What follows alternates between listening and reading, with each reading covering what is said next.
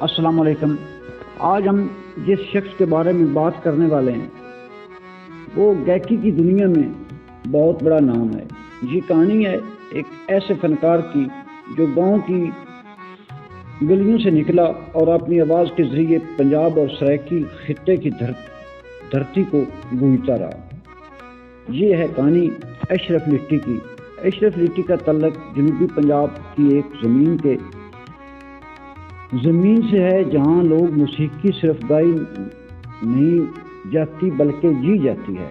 गांव की मिट्टी, खेतों की खुशबू और महफिलों की रौनक ने उनके दिल में गायकी का बीज बचपन से ही बो दिया। बचपन के दिनों में वो मकामी मेलों, शादी ब्याह और देहाती तकरीबों में शरीक होते, जहाँ उनके गानों में सराइकी और पंजाबी लोग धुन बढ़ती रही। यही धुनें एक दिन उनकी पहचान बन गई। फनकार बनने का सफर आसान नहीं होता,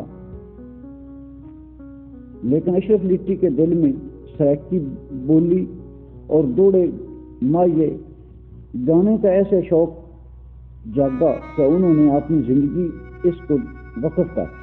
उस्ताद मोहतरम तालिब हुसैन दर्द की गुर्बत ने उनके फन को नई जला बख्शी। दर्द की सोहबत में अशरफ लिट्टी ने सीखा सिर्फ गाना ही नहीं बल्कि लफ्ज़ के दर्द को महसूस करके गाना असल फन होता है। वक्त गुजरता गया और वो दिन भी आया जब अशरफ लिट्टी ने देहाती मेलों और महफिलों से निकलकर बड़े स्टेज तक अपनी पहचान बनाई। उनका अंदाज सादा मगर दिल को छू लेने वाला था। उनके दौड़े महफिल में बैठे हर सुनने वालों को अपनी कहानी महसूस करते थे, चाहे महफिल के गीत हो या हिजर के। अशरफ लिट्टी ने हर लफ्ज़ को अपनी आवाज़ के जरिए बरसाया। अशरफ लिट्टी की खास पहचान उनके दौड़े और माये हैं। वो मिट्टी की खुशबू से जुड़े रहते, अपनी बोल और लहजे पर फख्र करते और यही सादगी उनके फन को दूसरों से अलग कर देती है। उनके गीतों में न सिर्फ लोग रवायती बल्कि इश्क, दर्द, जुदाई और की झलक भी मिलती है। यही वजह है आज भी उनके गाए हुए दौड़े नौजवानों के दिलों में घर करते हैं।